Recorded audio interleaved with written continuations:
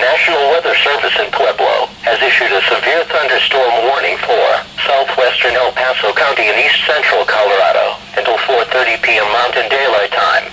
At 4:06 p.m. Mountain Daylight Time, a severe thunderstorm was located over southwestern Colorado Springs, moving southeast at 10 miles per hour.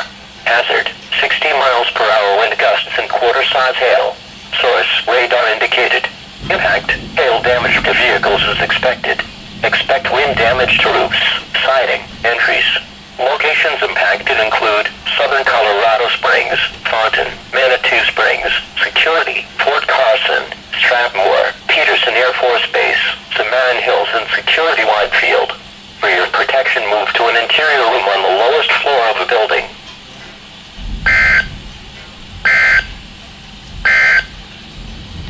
Significant